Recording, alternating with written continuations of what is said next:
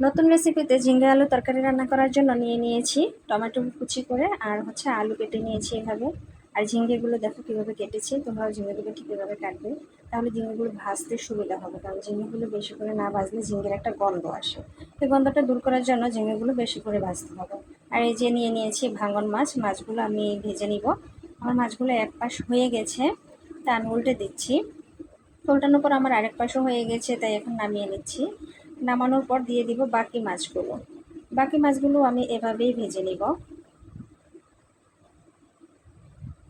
এই যে বাকি মাছগুলো দিয়ে দিলাম, বাকি মাছগুলো সেমভাবেই ভাজবো। মাছগুলো একটু লাল লাল করেই ভাজতে হবে। আসলে তরকারি রান্না করা মাছ একটু বেশি করে না ভাজলে ভালো লাগে না, একটু বেশি করে ভাজলে মাছের স্বাদটা অন্যরকম লাগে। তো বাকি মাছগুলো আমার ভাজা হয়ে গেছে। এখন কড়াইতে ওই তেলেই আমি আলুগুলো ভেজে নেব। আলুগুলো অবশ্যই লাল লাল করে ভাজতে হবে। আসলে রান্নার জন্য কিছু কিছু সবজি আছে যে একটু বেশি করে ভাজলে তরকারির মজাটাই আলাদা হয়। তা আলুগুলো আমার ভাজা শেষ। এই যে লাল লাল করে ভেজে নিয়েছি। এখন কেটে রাখা ঝিঙ্গেগুলো দিয়ে দিচ্ছি। ঝিঙ্গেগুলো দেওয়ার পরে যেভাবে নেড়ে চেড়ে নিচ্ছি। ঝিঙ্গেতে অবশ্য আমি এখন লবণ দিব না, কারণ ঝিঙ্গেতে আগে লবণ দিলে অনেক জল ওঠে, আর সেই জলগুলো শুকাতে অনেক সময় লাগে।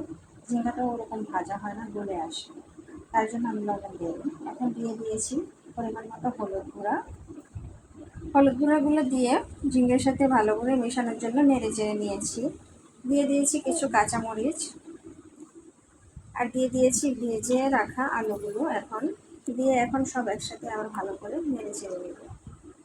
আর একটু বেশি নাড়তে হবে যেন নিচে লেগে না যায়, আর এমনভাবে নাড়তে হবে যেন ঝিঙ্গেগুলো আবার খুলে না যায়। দিয়ে দিয়েছি পরিমাণ মতো জল। যে যেমন তরকারিতে ঝোল খাবে সে তেমনই পরিমাণ মতো জল দেবে। এখন আমি একটা ঢাকনা দিয়ে ঢেকে দিলাম উতাল আসা পর্যন্ত। উতাল আসলে আমি দিয়ে দিয়েছি ভেজে রাখা মাছগুলো দেওয়ার পর আবার ঢাকনাগুলো দিয়ে ঢেকে রেখে এখন আমি ঢাকনাটা উঠিয়ে আবার নেড়ে চেড়ে দিচ্ছি। এভাবে আমি রান্না করে নিয়েছি। তো তরকারিগুলো একটু পাত্রে নামিয়ে এখন সম্বারের জন্য দিয়ে দিয়েছি আস্ত জিরে আর কালো জিরের সাথে দিয়েছি। আর যে কেটে রাখা টমেটোগুলো দিয়ে দিয়েছি। টমেটোগুলো দিয়ে ঢাকনা দিয়ে একটু ঢেকে দিয়েছি। টমেটোগুলো একদম নরম হয়ে আসছে, দিয়ে দিয়েছি লবণ। এখন টমেটোগুলো একদম এই যে খুন্তি দিয়ে কুচিয়ে নিচ্ছি যাতে পেস্ট হয়ে যায়। কষ্ট করে আবার পেস্ট করা কি দরকার, যদি এভাবেই আমার পেস্ট হয়ে যায়। তো টমেটোগুলো আমি ভালো করে ভেজে নিয়েছি যেন টমেটোর কাঁচা গন্ধ না আসে। তো ভাজার পর দিয়ে দিয়েছি ধনিয়া গুঁড়া আর জিরা গুঁড়া। অবশ্যই জিরা গুঁড়াগুলো আমার ভেজে আমি গুঁড়া করে নিয়েছি। তো এখন মশলাগুলো কষানো হয়ে যাওয়ার পর পাত্রে নামিয়ে রাখা সবজিটা আবার দিয়ে দিয়েছি। দেওয়ার পর এখন আমি আবার ভালো করে নেড়ে চেড়ে নিচ্ছি যেন মশলাগুলো মাছ আর সবজির সাথে মিশে যায়। তো এভাবেই আমি কতক্ষণ জাল করে নিব, যতক্ষণ আমার সবজির জালটা ভালো করে না আসে ততক্ষণ।